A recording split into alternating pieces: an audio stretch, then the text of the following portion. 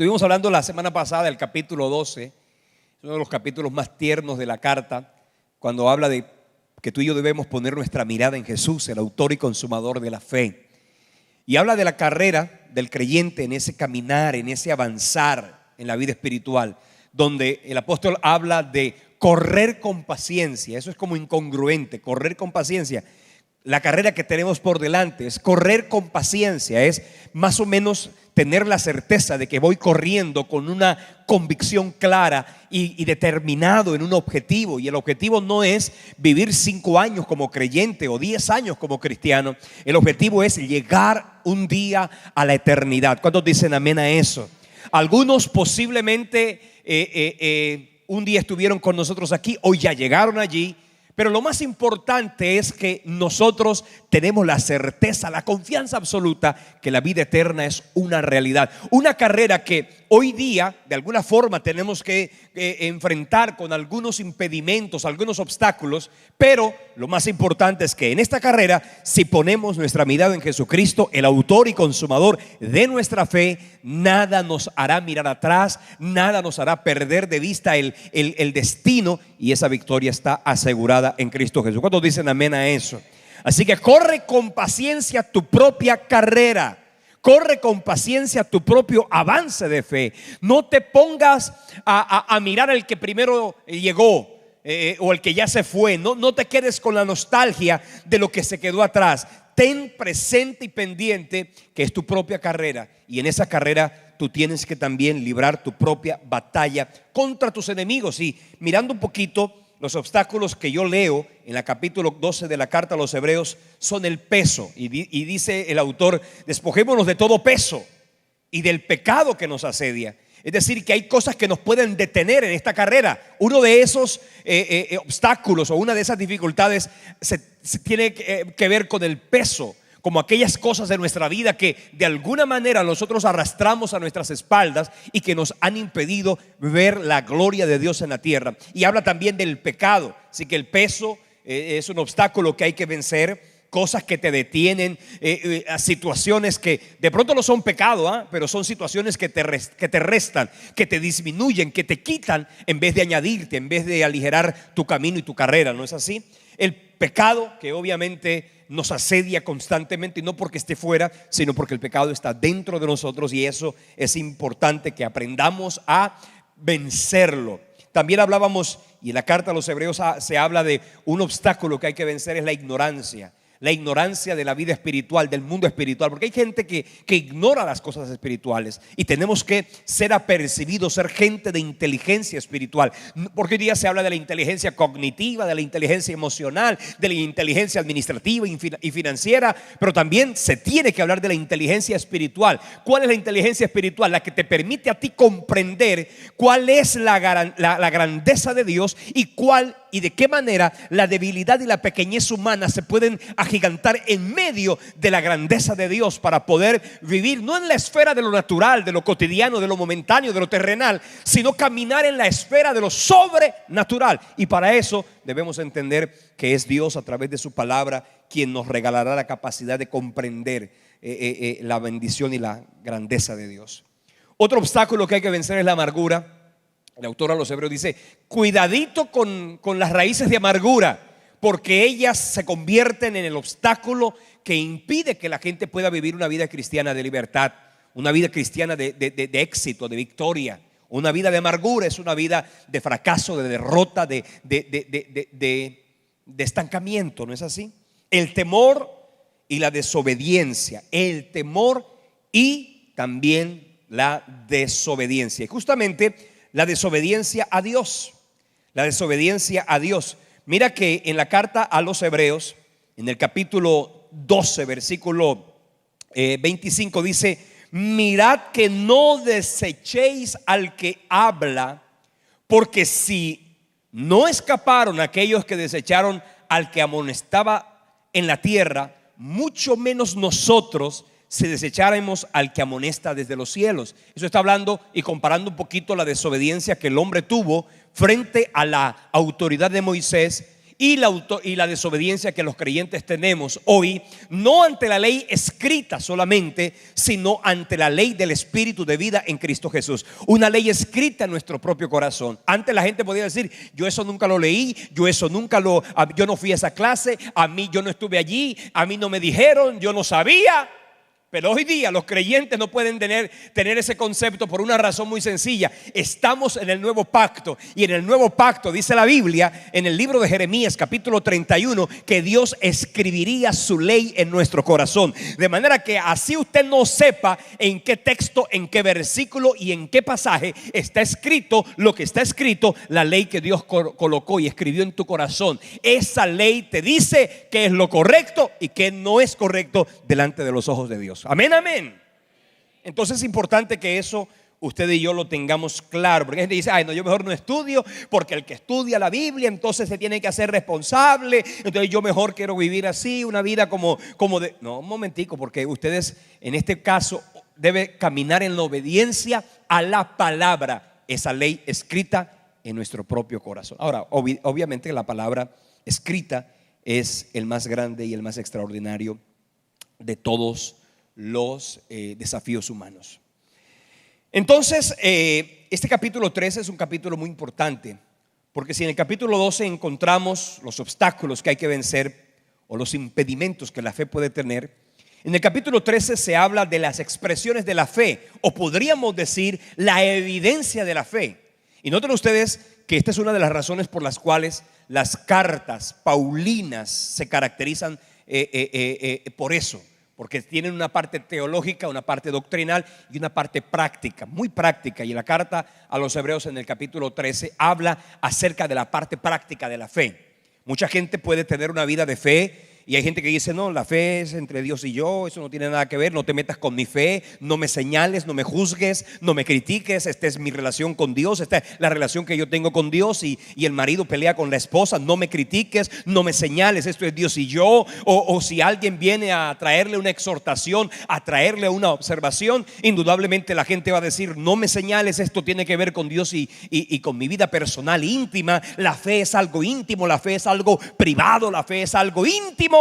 Y entonces la gente dice que nadie tiene por qué meterse en ese mundo de la fe, y no es así.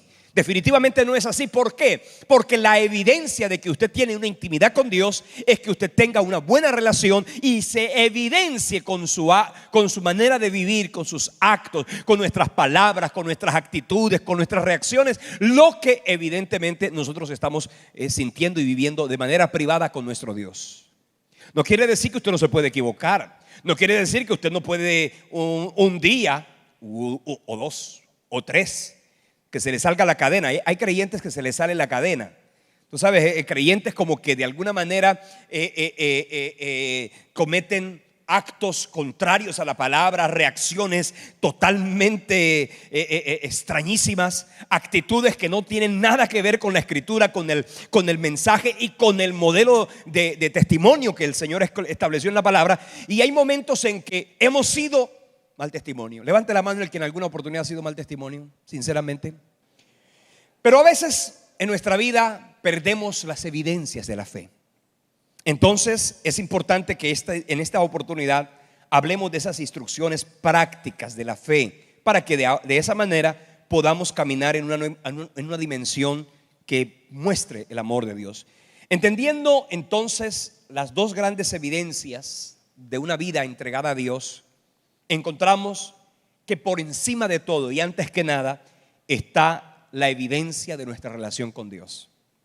La evidencia de nuestra relación con Dios, entendiendo la grandeza de Dios, entendiendo la santidad de Dios y sometiéndonos a su palabra en obediencia.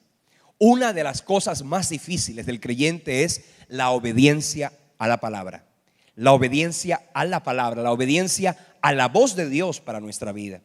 Entonces leíamos el versículo 25 cuando decía así. Dice que a veces desechamos al que nos amonesta.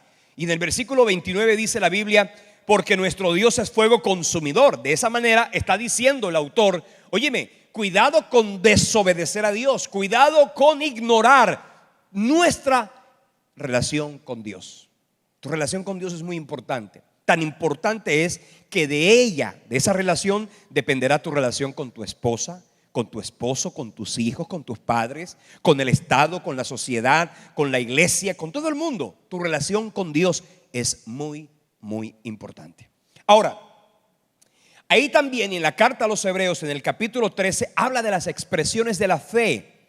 Y encontramos que para poder permanecer en la vida de fe, en la vida del creyente y poder testificar y que la gente nos vea como inspiración y que la gente nos vea como alguien que decide en su propia vida mostrar a Cristo, aquí encontramos que la clave sería entonces en tu relación con Dios, obedecerle a Él. Esa debe ser la más importante de todas tus expectativas. Antes que, óyame bien, recibir un milagro, antes que recibir una bendición, antes que alcanzar un logro, antes que obtener un triunfo, lo más importante que te tiene que inspirar a ti en tu vida espiritual, en tu relación con Dios, debe ser ese: Señor, quiero obedecerte a ti.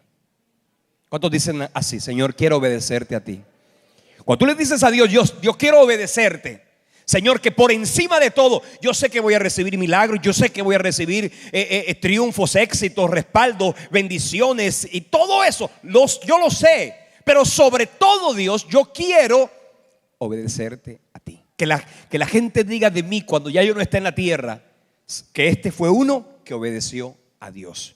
Y que aunque no te hayas ido con el Señor, que la gente diga de ti que tú eres un hombre, que tú eres una mujer que obedece a Dios. Que de repente te equivocas, que de repente se te sale la cadena, pero el Espíritu de Dios te habla y no tienes ninguna dificultad, no tienes ningún problema con ir a decir, ¿sabes qué? Discúlpenme, perdónenme, me equivoqué, no estuvo bien, en fin, pero evidenciando que tú tienes con Dios una relación. Ahora, la segunda parte tiene que ver con tu relación con los demás.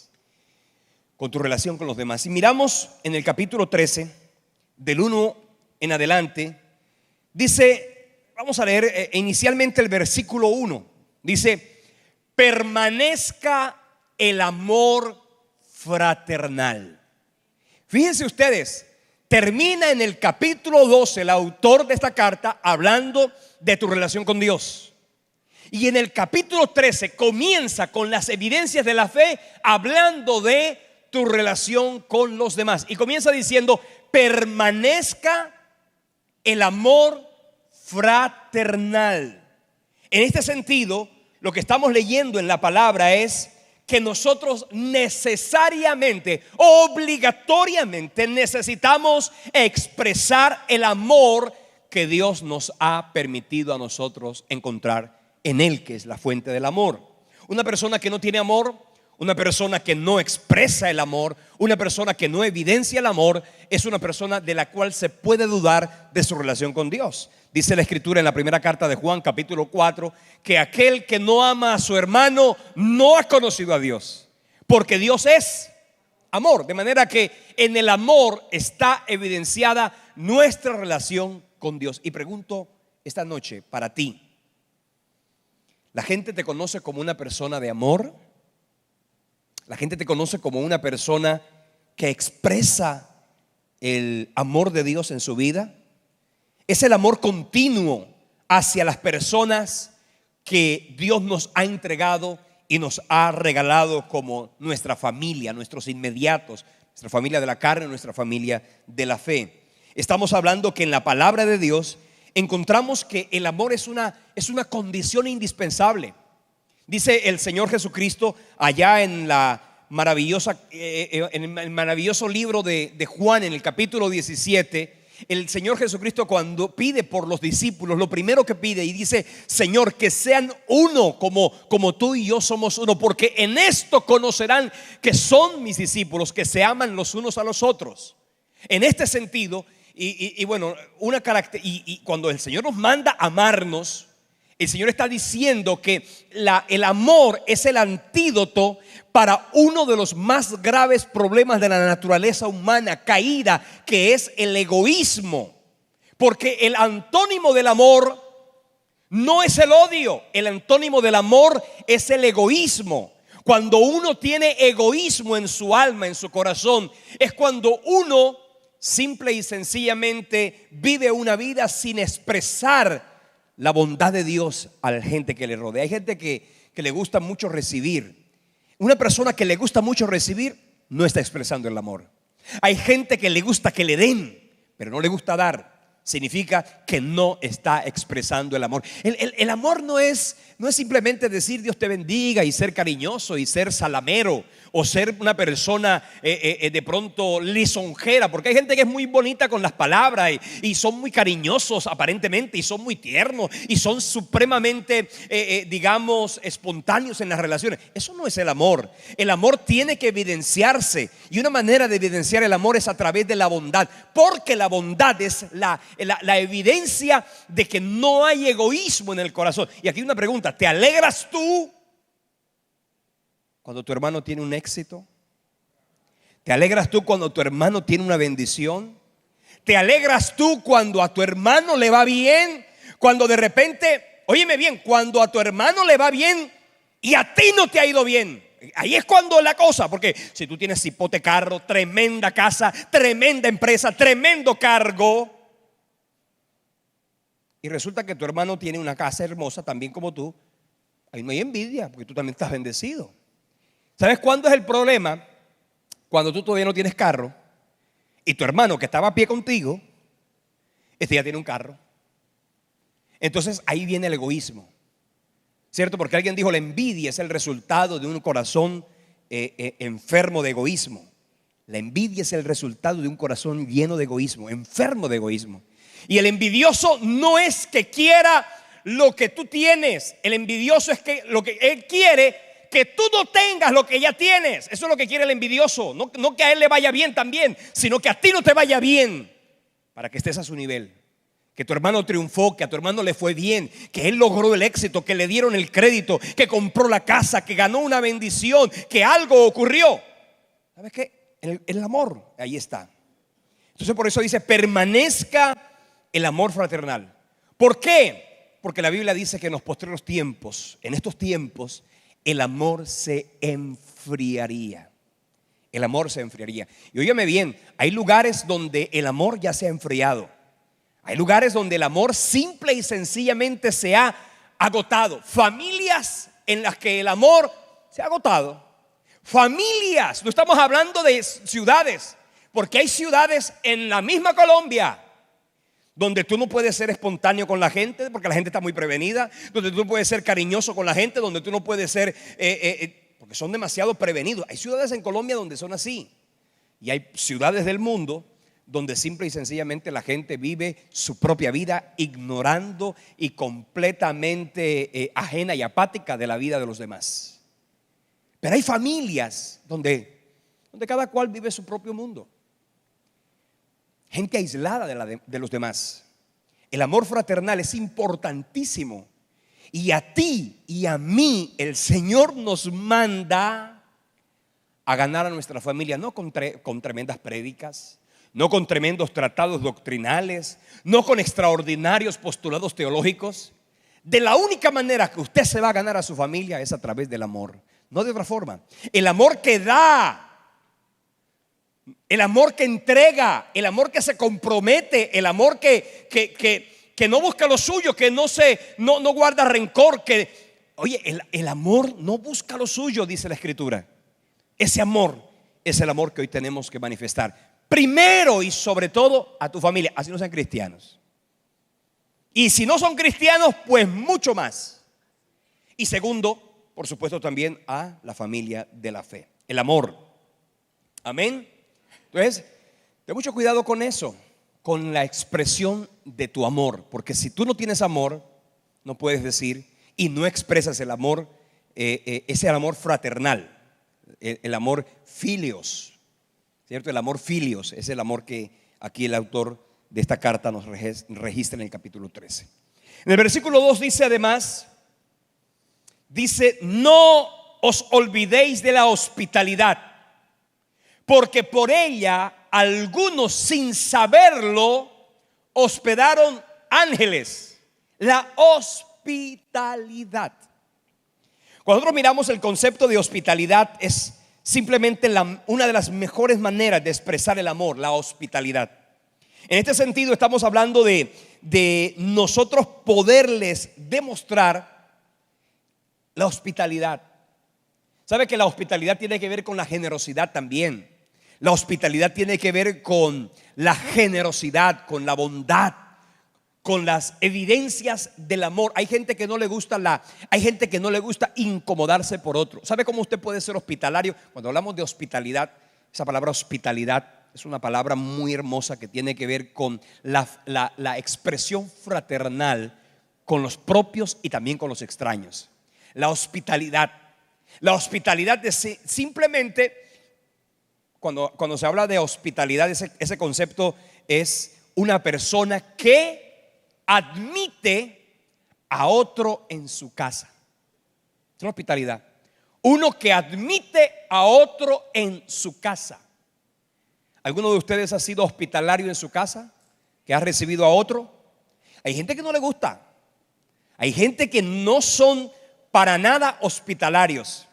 Y la hospitalidad es indispensable en la vida espiritual, porque en el contexto bíblico, en la cultura antigua, la gente era andariega, iba de una región a otra, de una provincia a otra, y en muchas ocasiones se tenían que quedar en algunos lugares que les tocaba por causa del día que había caído.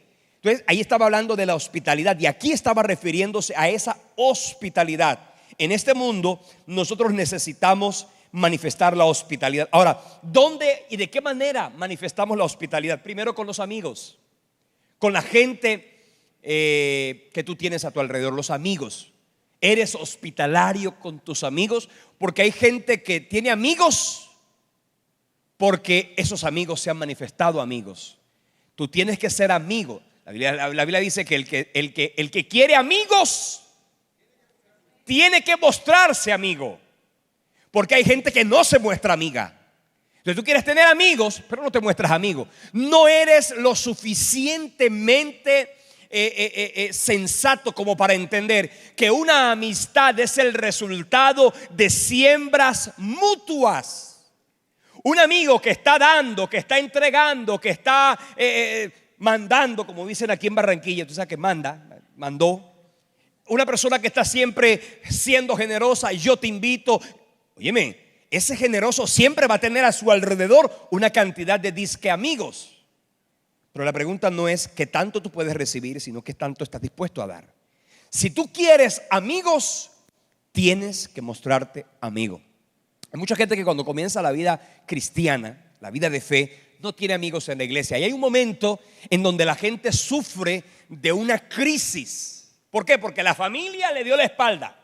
Algunos le han dado la espalda a su familia por haberse convertido a cristianos. Estamos hablando del año 2016. Como tú vayas a esta iglesia, te olvidas que tú eres mi hijo, que ya no perteneces a esta familia. Puede ocurrir, no voy a preguntar quién. Pero hay gente que su familia le ha dado la espalda porque se volvió cristiano y viene a centro bíblico. Hay gente a quienes sus amigos le han dado la espalda.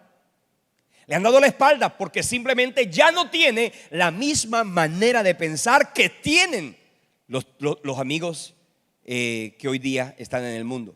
Entonces, no tienes amigos en la familia porque te dieron la espalda. No tienes amigos esos con los que andabas, ¿cierto? ¿Quiénes te quedan? Ni la familia, ni los amigos. Y aquí en la iglesia no tienes amigos, no conoces a nadie. Y no conoces a nadie, ¿por qué? Porque vienes al mismo culto, te sientas en el mismo lugar, por lo general llegas tarde a culto, te vas apenas termina el culto, pero no tienes amigos en el mundo, tampoco tienes amigos en la iglesia.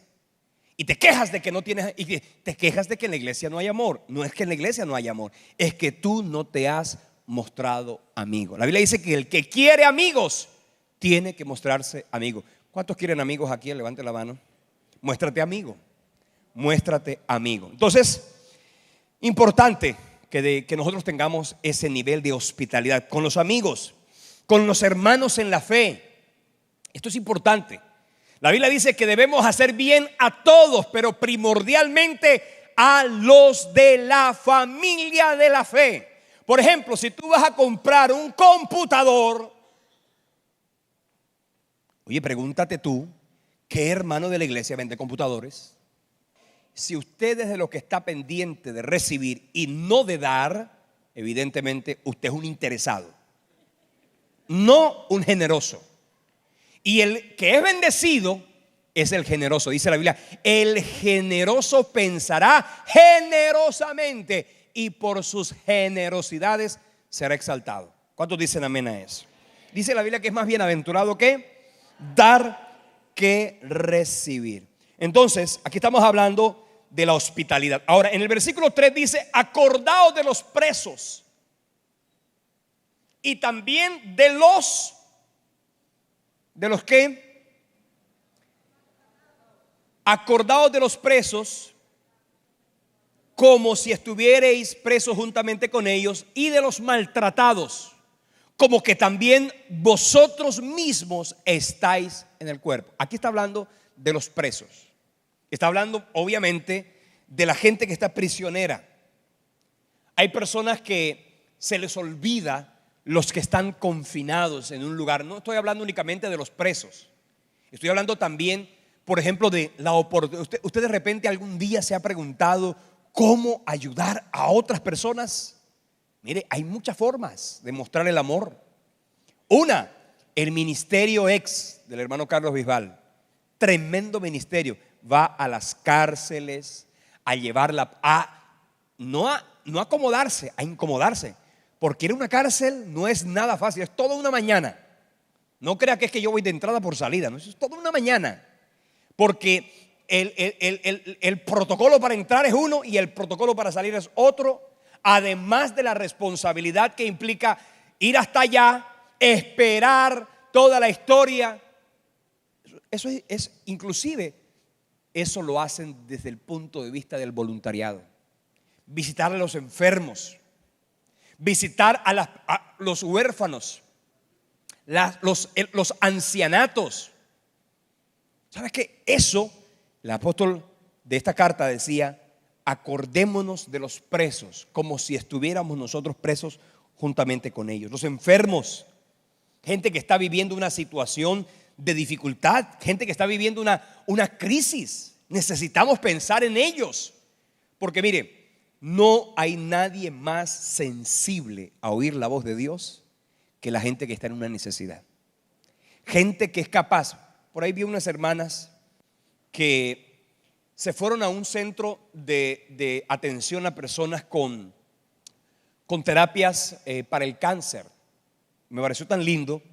Gente que fue a arreglar las uñas a las personas que estaban allí, a las mujeres que estaban allí, a una manifestación de amor. Yo te digo una cosa, ¿de qué manera tú estás manifestando el amor de Dios? Primero a los de tu casa, porque no está bien que seas capaz de hacerle todo eso a los demás y a los de la casa no. Tienes que hacerlo a los de tu casa, pero también tienes que estar dispuesto a ayudar a los hermanos de la fe y a la gente que está en necesidad. Es una manera de mostrar que tú tienes fe, para que de esa manera te puedas mantener en tu vida espiritual. En este caso, el autor está hablando de los que se acordaran de los presos.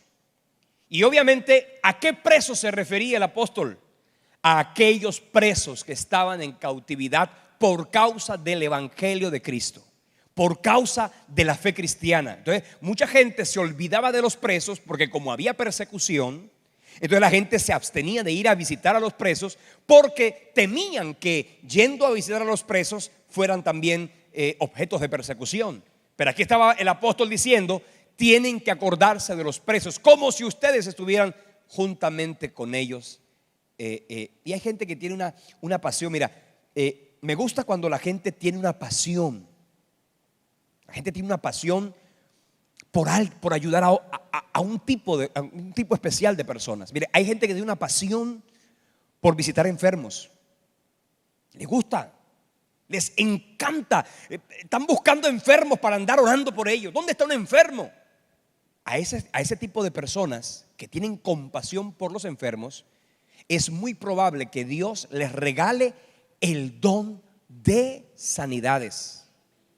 Porque tienen pasión por los enfermos. Hay gente que tiene pasión por los presos. Julián también está aquí. ¿Quiénes son los que van del Ministerio X? Levante la mano.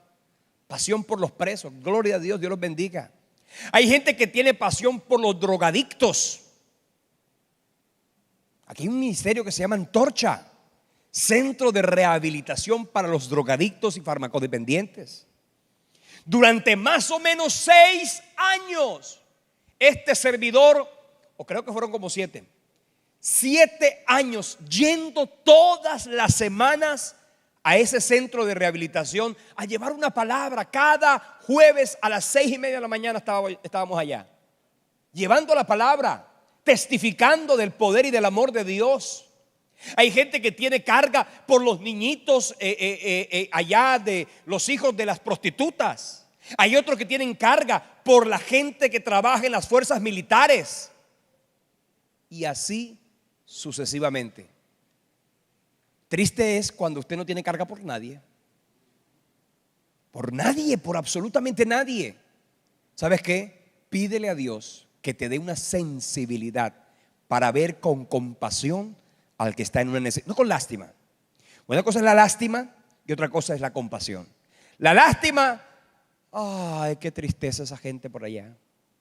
Lástima, de tristeza. Pobrecitos. ¿Pero qué hace la lástima? Nada. La compasión es sentir el dolor y caminar hasta allá. Y eso nosotros, la iglesia de Jesucristo, tenemos que salir de nuestra comodidad para ir a llevar el mensaje del evangelio. Y eso es importante. Ahora, si usted no puede ir porque trabaja, porque tiene una de plata para que otros vayan. Que eso es una manera también de bendecir a los demás. Fíjense que era interesante que cuando en la época bíblica alguien, los soldados que iban a las guerras y a las batallas, obtenían un botín. El botín de la guerra no era solo para los que iban a la guerra, sino que tenían que compartirlo con aquellos que habían apoyado económicamente para los que iban a la guerra. Eso quiere decir que la bendición no es solo para los que van, también esa bendición es para los que envían. Y a veces no puedes ir porque trabajas en una empresa de 8 a 12, de 2 a 6, no puedes hacerlo. Pero si no puedes ir, da para que otros vayan. Pero hay gente que ni va ni da, y eso no está bien. ¿Dónde está el amor fraternal? Y aquí está diciendo el autor de los Hebreos esto. Ahora, después del amor, otra evidencia de que tú tienes fe es la honra al matrimonio. En el versículo 13, versículo 4 dice: honroso sea a todos el matrimonio y el lecho sin mancilla. Dice: pero a los fornicarios y adúlteros los juzgará Dios. Está hablando del matrimonio. Un matrimonio, dice, honroso. Necesitamos honrar el matrimonio. Hay gente que hoy ha deshonrado el matrimonio. La gente que ha deshonrado el matrimonio es gente que ha deshonrado la familia. Y deshonrar el matrimonio, deshonrar la familia, es deshonrar a Dios, que instituyó el matrimonio y que instituyó la familia.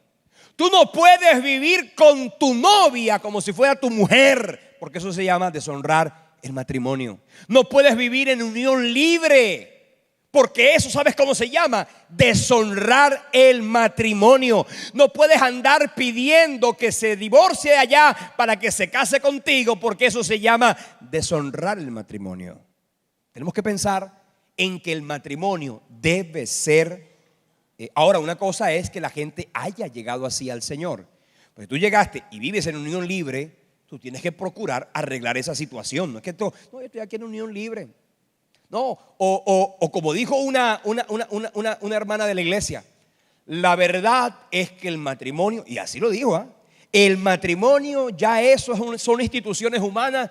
Mi esposo, se llama así, mi esposo y yo ya nos casamos allá mirando el horizonte en Salgar. Dime tú, ¿cómo se llama eso? Eso se llama deshonrar el matrimonio. Eso se llama deshonrar el matrimonio. ¿Quién ha dicho que no, que ya nosotros nos desposamos allá en Salgar mirando el mar? Dime tú. No, señor, usted tiene que honrar el matrimonio. Y honrar el matrimonio es darle valor al matrimonio. No toques lo que no es tuyo hasta que no esté casada y no te pertenezca, no es tuya, no la puedes tocar. Aló. El que vende aguacate sabe lo que es eso. No va a esperar que todo el mundo venga a magullarle el aguacate. En un momentico, si usted lo va a comprar, pero si no, no venga a andar agarrando el aguacate. Aló. No, ese no. Un momentico, por favor. Su esposa, usted tiene que honrarla. Y eso también habla del adulterio. Aló. Hoy día, como la gente ha perdido tanto el matrimonio, el valor, porque para nadie es un secreto que vivimos en una sociedad donde el matrimonio ha perdido el valor. Tanto ha perdido el valor que si los cristianos, como le mencionaba, se casan mirando al horizonte allá en una tarde, porque ese es el matrimonio, según ellos. Por eso es que hoy día la humanidad ha deshonrado tanto el matrimonio. Hombres siendo adúlteros, mirando el matrimonio como que simplemente fuera un chicle al que se le acabó el sabor y hay que botar y buscar otro nuevo. Eso se llama deshonrar el matrimonio. Deshonrar el matrimonio es lo que hoy día estamos viendo en la sociedad, donde no solamente los hombres se están casando con los hombres, las mujeres con las mujeres, que eso es deshonroso, sino que además de eso, hay países donde la gente se puede casar con el perro, se puede casar con la mascota. Hay gente que se puede casar porque en estos conceptos de deshonra del matrimonio estamos viviendo una sociedad absolutamente depravada. Vivimos en una sociedad depravada. Una sociedad que simplemente, como no quieren tener a Dios, todo lo que implique cierto grado de moralidad o cierto grado de control lo consideran anormal, lo consideran absolutamente intransigente y por eso deshonran el matrimonio. Y eso es importante, que nosotros como creyentes entendamos que el matrimonio tiene provisiones y también tiene restricciones. Aló. Matrimonio dice, el matrimonio, honroso sea a todos el matrimonio. Y dice, y el lecho sin mancilla. Quiere decir, mire, usted no está obligado a casarse, porque el matrimonio no es una obligación, no es una ordenanza.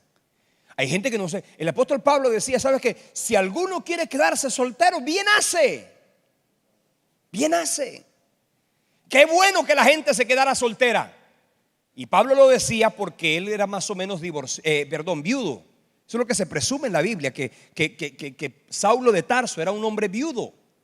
Y él se consideraba a sí mismo soltero, que había decidido por causa del evangelio dedicarse exclusivamente al Señor. Por eso dice, el soltero tiene cuidado de las cosas de su Señor, pero el casado de las cosas de su señora. Entonces aquí hay que tener en cuenta entonces que el matrimonio no es una obligación. Usted no tiene que casarse, no es obligatorio. Ahora, si usted no tiene el don de continencia, cásese, dice la Biblia, porque es mejor casarse que estarse quemando.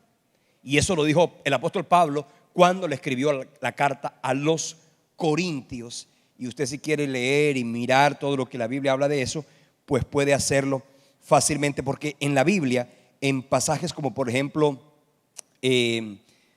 primero a los Corintios 7 del 1 al 8 habla de el matrimonio y de la forma como el creyente debe mirar el matrimonio hoy día. El matrimonio, tenemos que honrar el matrimonio. ¿Cuántos dicen amén a eso? Declaramos en el nombre de Cristo que tendremos matrimonios duraderos, matrimonios estables. Nada de matrimonios momentáneos, ni trimestrales, ni de 5 años, ni de 7 años.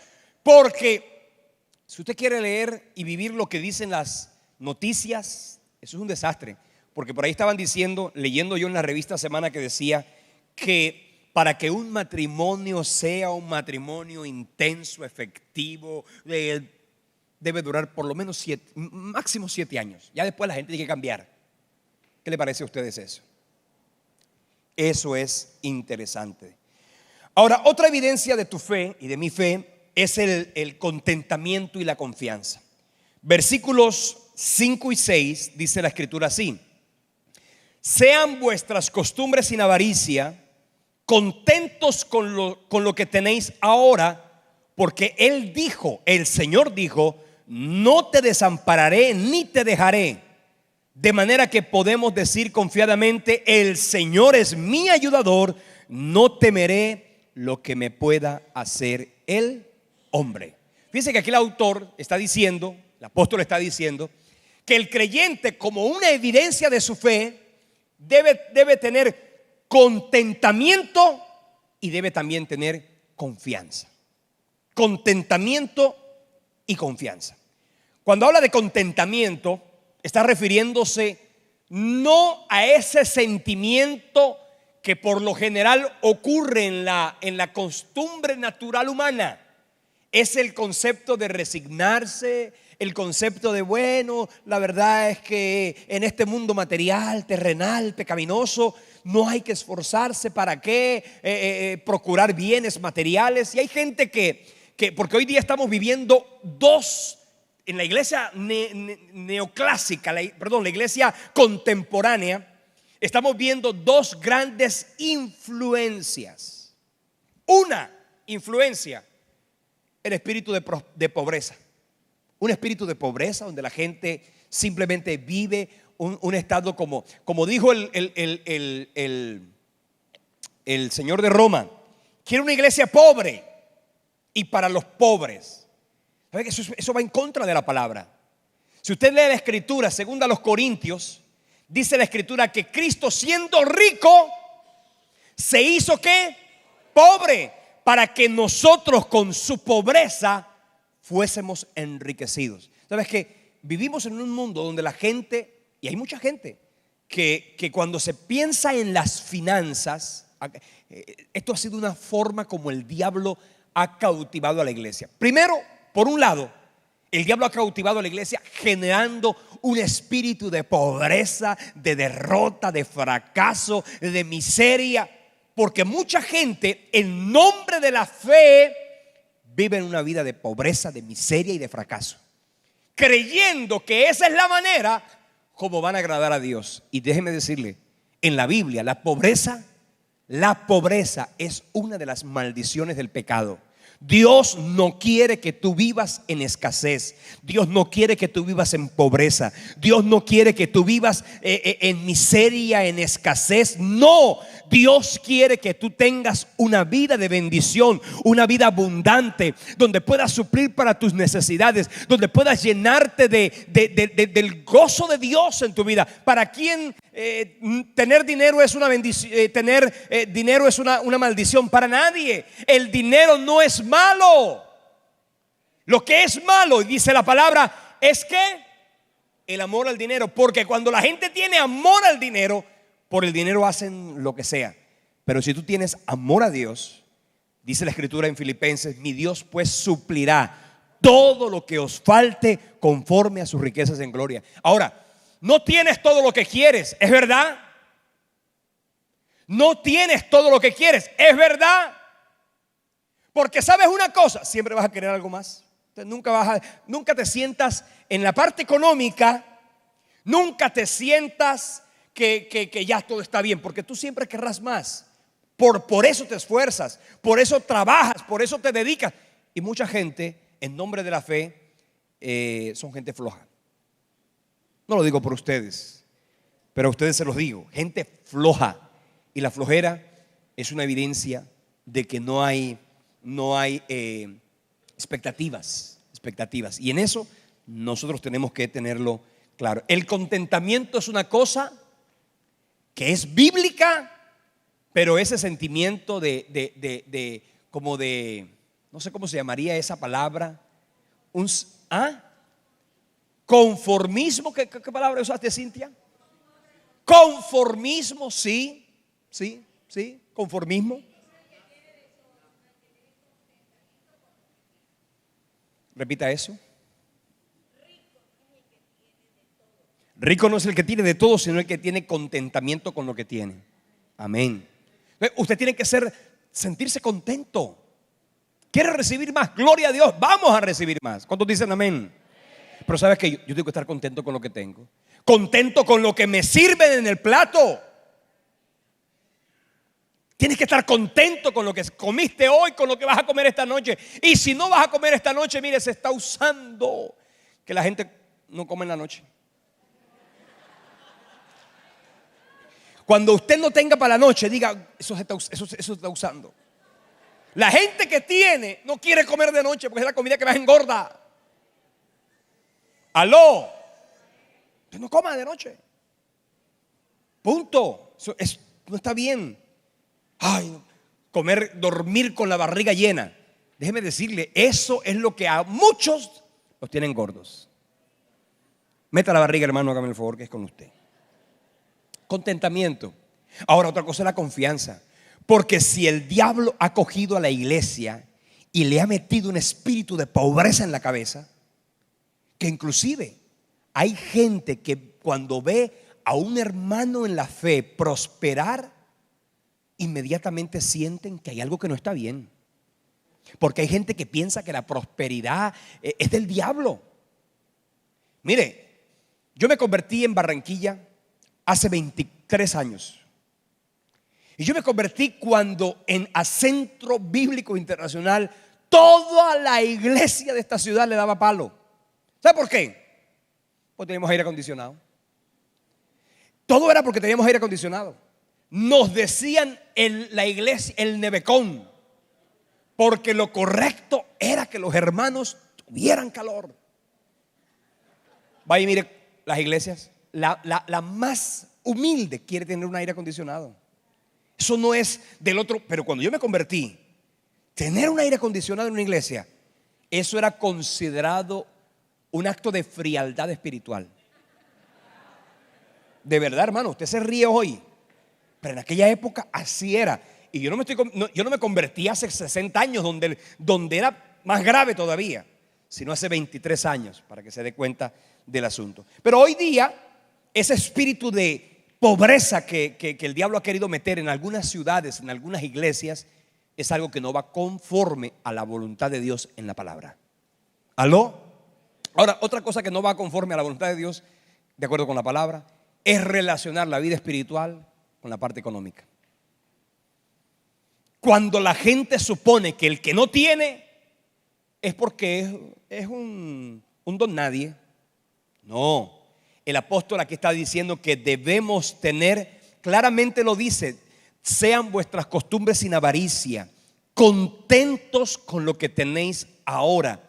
Porque dijo, y aquí viene la confianza, Dios dice, no te dejaré ni te desampararé. Pero hoy vivimos en una sociedad donde miren, el espíritu, si por un lado el diablo ha querido atar a la iglesia con ese espíritu de pobreza, por otro lado el mismo diablo ha tomado otra doctrina, que es la doctrina de la superprosperidad, donde básicamente han llevado al creyente a correlacionar su poder adquisitivo con su nivel espiritual.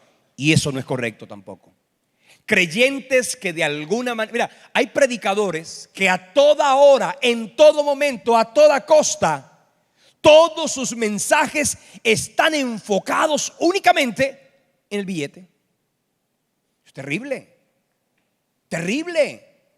Cuando todo su predicación, habiendo tanto en la Biblia para predicar, del carácter de Cristo, del testimonio cristiano, del Espíritu Santo, de la conversión, de la regeneración, de la transformación, todo lo resumen en el poder económico. Eso no está bien, porque eso hace que los que tienen se sientan bien, pero el que no tiene se sienta insatisfecho, que se sienta que simplemente Dios no lo quiere porque no tiene.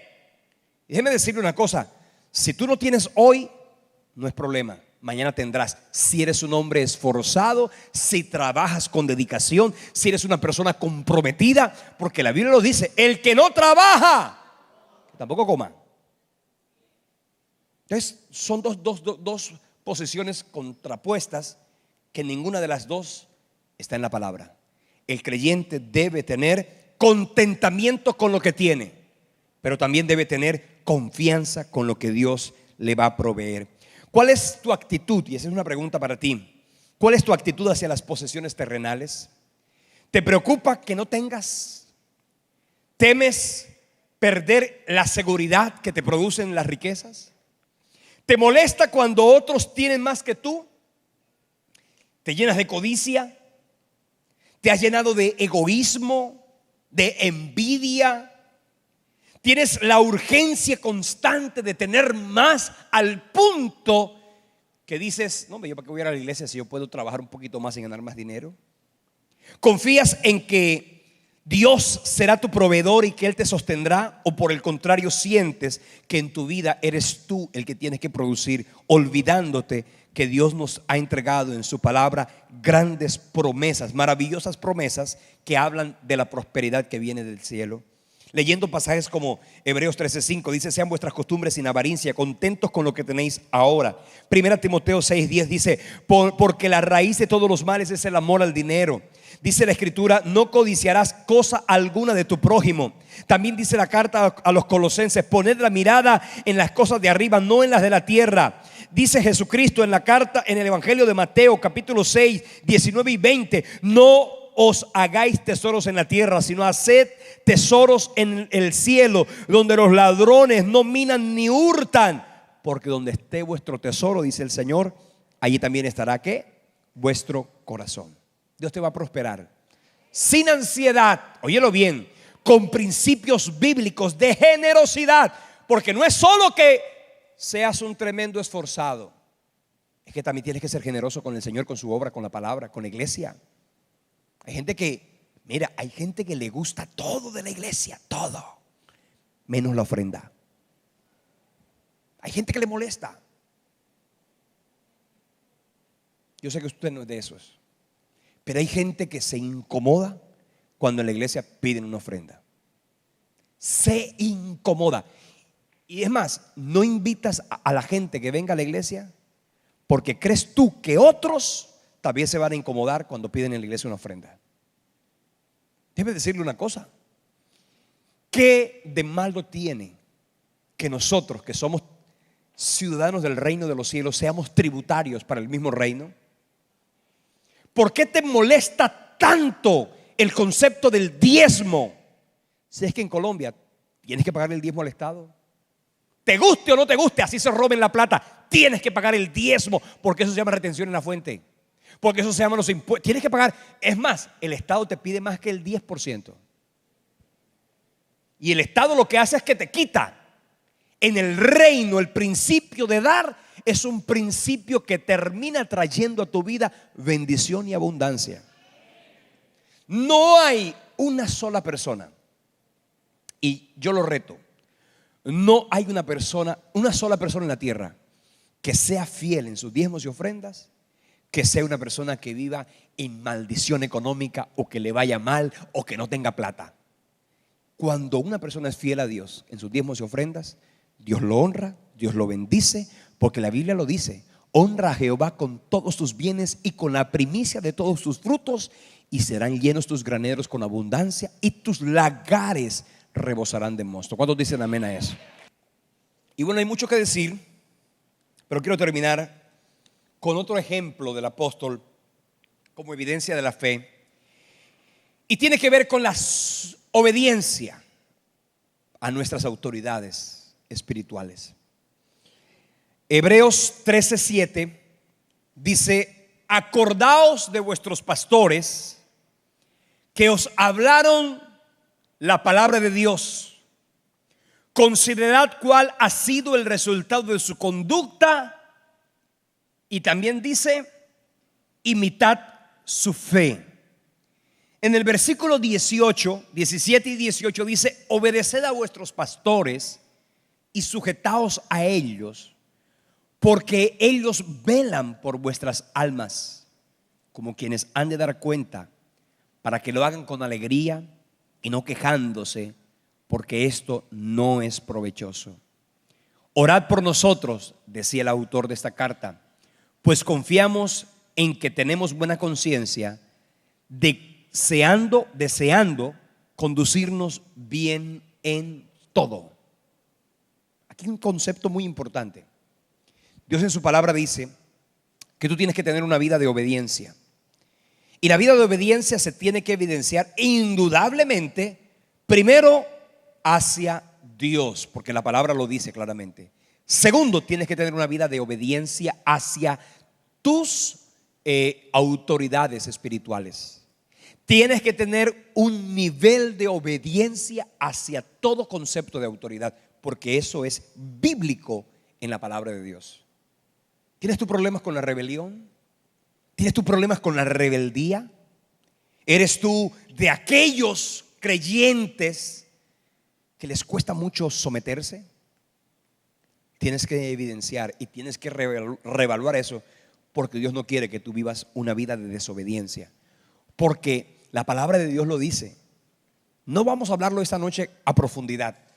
Algún día hablaremos de autoridad espiritual.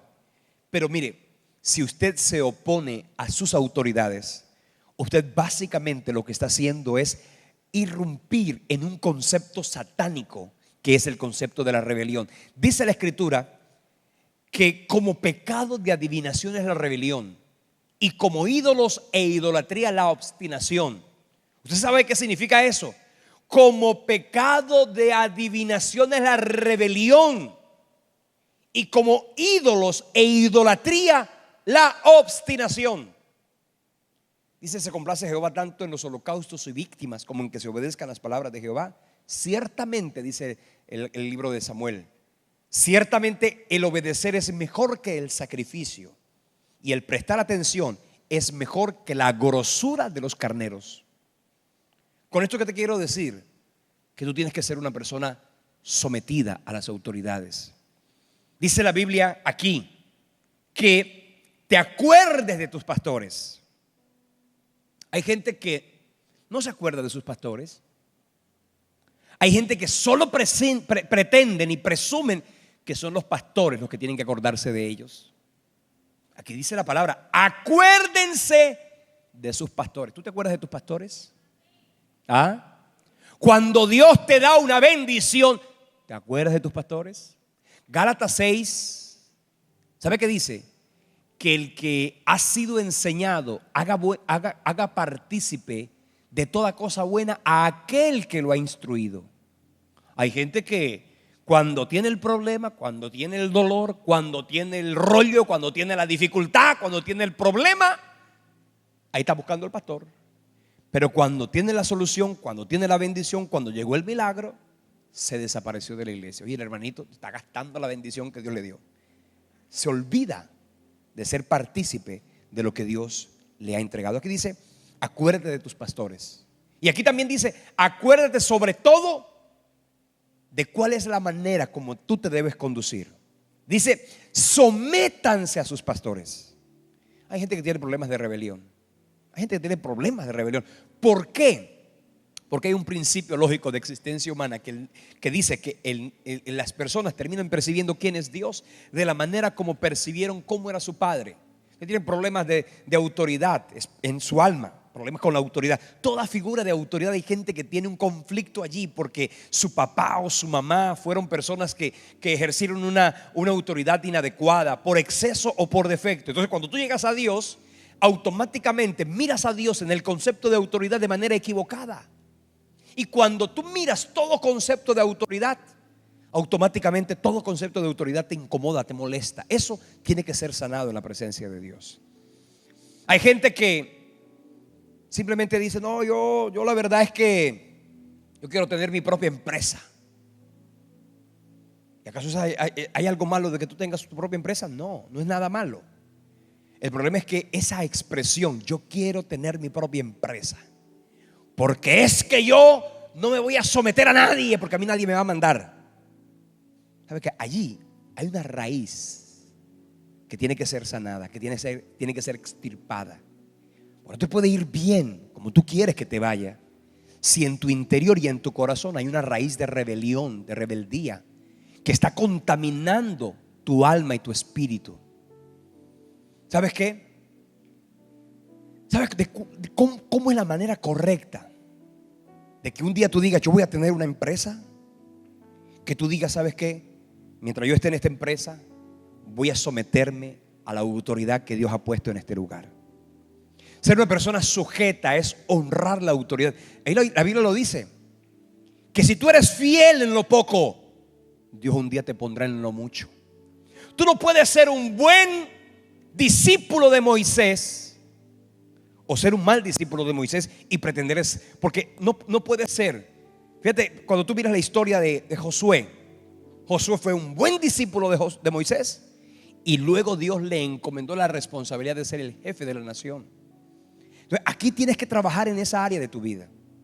El concepto de autoridad, la actitud que tú tengas frente a la autoridad es muy importante. Y evalúa tu concepto de autoridad. Evalúa todo concepto de autoridad. Porque no es solamente los pastores, es todo concepto de autoridad. Que hay personas que luchan contra el concepto de autoridad. Si hay alguien en la iglesia que le dice: hermano, por favor, por aquí no entre. Estaba yo hablando con un hermano que pertenece al ministerio de movilidad allá afuera. Oiga, pastor, Dios me está formando el carácter. Pero usted no se alcanza a imaginar todo lo que la gente nos dice a nosotros que estamos acá afuera. Son groseros, altaneros, agresivos, peleoneros. Ese famoso: tú no sabes quién soy yo. Utilizan el nombre del pastor en vano. Se lo voy a decir al pastor. Y sabes una cosa, tú no puedes decir que tú eres una persona sujeta a las autoridades, cuando ese muchachito que está allá afuera es la autoridad que Dios ha puesto en ese parqueadero. Aló. Pero eres un peleonero allá y luego vienes acá, levantas las manos, botas lágrimas, echas moco. Y fuiste grosero con el jovencito que está allá, que te dijo que te esperaras un momento, o que simplemente en ese lugar no te parquearas de la manera como te parqueaste. Terrible. Tienes que cambiar tu concepto frente a la autoridad. Si tú no cambias ese concepto frente a la autoridad, tarde o temprano, lo que siembras, eso también cosecharás. Aló. Sométete. No es fácil, claro que no, porque la conducta humana es una conducta de rebelión natural. Pero aprende a someterte voluntariamente y verás que el Señor te va a exaltar y te va a honrar cuando fuere tiempo. Aló, cuando fuere tiempo. El concepto de autoridad espiritual es muy importante, y tú y yo tenemos que trabajar en eso para que nuestro testimonio sea un testimonio de evidencia y de grandeza.